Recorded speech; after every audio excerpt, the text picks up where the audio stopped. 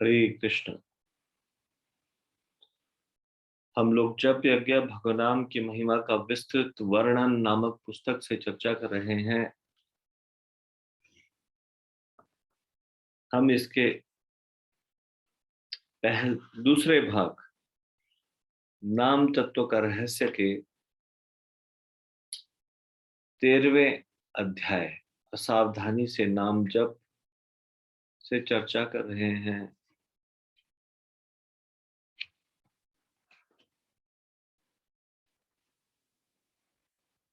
आज का शीर्षक होगा ध्यान गहरा एवं अखंडनीय।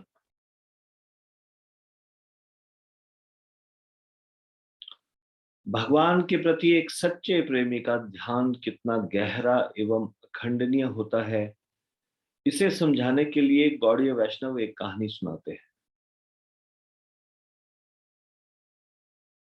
एक बार की बात है, एक वृद्ध ब्राह्मण किसी जंगल में जा रहे थे। उन्हें बोध हुआ कि यह संध्या का समय है और उनके मंत्र पढ़ने का समय हो गया है। यह सोचते हुए कि जंगल में उन्हें कोई परेशान नहीं करेगा, वे पथ के किनारे बैठ गए और मंत्रों का उच्चारण करने लगे। अचानक एक युवती भागती हुई आई और उन ब्राह्मण को एक जोरदार ठोकर मारकर चली गई। उस युवती ने पीछे मुड़कर देखा तक नहीं कि कहीं उन वृद्ध को चोट तो नहीं लगी, अपितु वह भागती हुई जंगल में चली गई। ब्राह्मण को बुरा लगा। वह पूर्णतः शांत होकर ध्यानपूर्वक मंत्रों के पाठ करने में लगे हुए थे, किंतु उन्हें यह अपमान सहन करने के लिए बाध्य होना पड़ा। पर उनकी संध्या का समय हो गया था, अतः उनका मन विचलित होते हुए भी उन्होंने मंत्र पढ़ना जारी रखा। 2 घंटे पश्चात वही युवती लौट कर आ रही थी, परंतु इस बार वह शांति से चली आ रही थी। जैसे ही वह ब्राह्मण के पास पहुंची, तुरंत उसने ब्राह्मण को अभिवादन किया और उन वृद्ध से पूछा कि क्या वह उनकी कोई सेवा कर सकती है। ब्राह्मण उसका यह नया व्यवहार देखकर चक्कर में पड़ गए। उस युवती की पिछली लापरवाही का स्मरण करते हुए ब्राह्मण ने पूछा, मैं समझ नहीं पा रहा हूं, तुम मुझे अभी सम्मान दे रही हो, किंतु पहले जब मैं मंत्रों का पाठ कर रहा था तब तुम मुझे ठोकर मारकर चली गई थी। तुम मेरी सहायता हेतु रुकी भी नहीं और न ही तुमने पूछा कि कहीं तुमने मुझे कोई कष्ट तो नहीं पहुंचाया। वह युवती लज्जित हो गई। उसने नम्र होकर संकोच के साथ उन ब्राह्मणों को सत्य बताया। मुझे क्षमा करें, लेकिन जब मैं उस दिशा में भाग रही थी तब मैं अपने प्रियतम से मिलने को आतुर थी। मैंने आपकी ओर ध्यान नहीं दिया और मेरे मन में मुझे केवल अपना प्रेमी दिखाई दे रहा था। अब मैं अपने मिलन के बाद वापस लौट रही हूँ। अब मेरे चारों ओर जो कुछ भी हो रहा है उसके प्रति मैं सजग हूँ। इस ब्राह्मण और नव युवती की तल्लीनता में जो अंतर है उसकी ओर ध्यान दीजिए। जब कोई प्रेम में होता है तो प्रियतम में तल्लीनता इतनी गहरी होती है कि वास्तव में और किसी का भी अस्तित्व नहीं दिखाई देता। संस्कृत में ऐसी तन्मय आसक्ति को राग कहते हैं। हरिभक्ति विलास में लिखा है कि श्री कृष्ण का नाम सर्वोच्च वरदान है। आध्यात्मिक जीवन में हम जो कुछ प्राप्त करना चाहते हैं, यह दिव्य नाम हमें वह सब कुछ प्रदान कर सकते हैं। यदि हम श्री कृष्ण में गहन रूप से तल्लीन होना चाहते हैं तो हमें उनके नामों के जप में आसक्त होना होगा।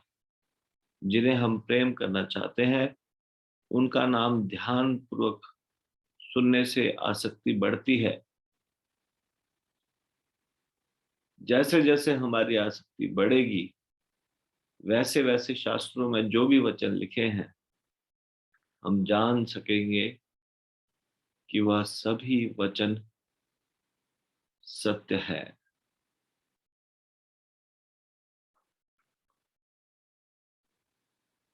तो तल्लीनता के बारे में यहाँ पे बताया गया, किस प्रकार से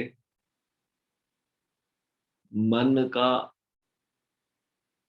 हरे कृष्ण महामंत्र में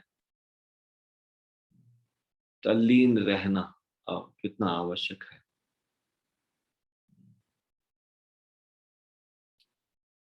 इसी प्रकार से एक अन्य कथा भी है जो मुझे इस कथा से याद आई, कि एक बार गुरु और शिष्य जा रहे होते हैं, तो देखते हैं कि एक स्त्री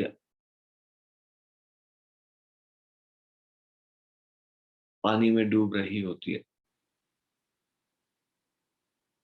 तो ये देखकर गुरु पानी में उतरते हैं और उसको कंधे में उठाकर पानी में डूबने से बचाकर निकाल लाते हैं।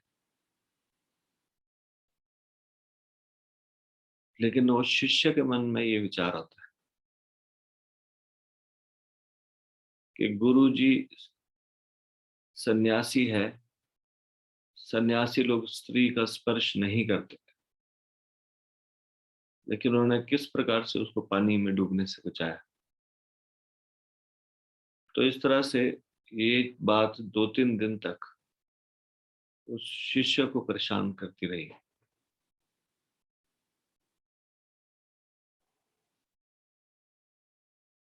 तो 2-3 दिन के बाद उस शिष्य ने अपने गुरु से पूछा,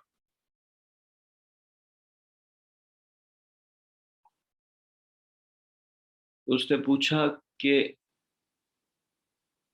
सन्यासी स्त्रियों का स्पर्श नहीं करते और उनके गुरु ने इस प्रकार से स्त्री का स्पर्श किया, तो वो चीज उसके मन से निकल नहीं रही। तो गुरु ने कहा कि मैं तो उसका की जान बचा के उसको वहीं पे छोड़ भी दिया, और तुम उसको अपने मन में लेकर 3 दिन से चल रहे हो। भगवान का भजन,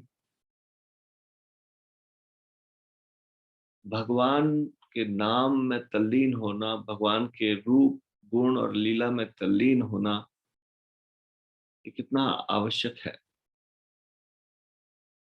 भक्ति वास्तव में मन से की जाती है, और कृष्ण यही देखना चाहते हैं, हमारा मन किधर है।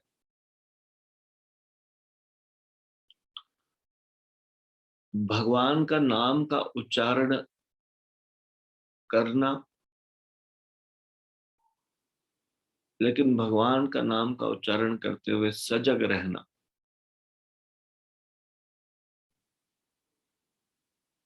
सामान्यतः इस संसार में जब भी हम कोई शब्द बोलते हैं तो उसका चित्र हमारे सामने आ जाता है। जैसे हम कहें जल, तो हम जल को इमेजिन कर सकते हैं। वैसे ही जब हम कहें कृष्ण,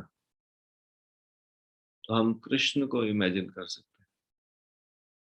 लेकिन अगर सजग होकर सावधानी से जब नहीं करेंगे, तो ऐसा हो सकता है कि हम नाम का उच्चारण तो कर रहे हैं, लेकिन भगवान में मन नहीं, कहीं और मन को विचरण करने दे रहे हैं। उससे ज्यादा लाभ नहीं होने वाला। हमें बहुत सजग होना पड़ेगा। 24 घंटे में से ये 2 घंटे केवल और केवल कृष्ण को दें। और किस प्रकार से कृष्ण को दें? कृष्ण भगवान के चिंतन में लग, यानी कि नाम का जप करना है, और भगवान का ये स्वरूप,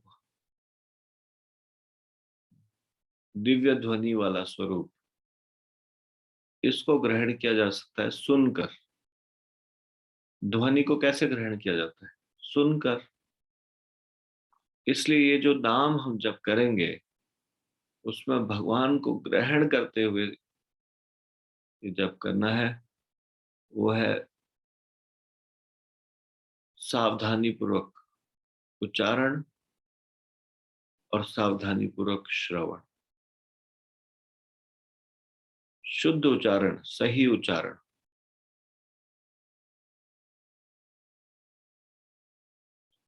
और एब्जॉर्प्शन के साथ जब तल्लीन होकर सुनना, जब को ध्यान से सुनना, एब्जॉर्प्शन के साथ जब को सुनना, ये बड़ा महत्वपूर्ण है। जब को यदि हम सुधारना चाहते हैं, भक्तों के संग में जप कीजिए, तुलसी महारानी के सामने बैठकर जप कीजिए, तुलसी का गमला अपने सामने रख सकते हैं, और फिर पूरा प्रयास कीजिए अपने द्वारा बोले गए नाम को ध्यान से, एक एक शब्द को अच्छी तरह से मन में बिठा लीजिए। इस प्रकार से सुनते हुए ध्यान पूर्वक श्रवण करते हुए जप कीजिए। आइए हम इसको अभी यहीं पे विराम देंगे। श्री जप यज्ञ की जय, श्री हरिनाम संकीर्तन की जय, श्री राम प्रभु की जय, शिल प्रभुपाद की जय, निताई गौर प्रेमानंदे, हरि हरि बोल।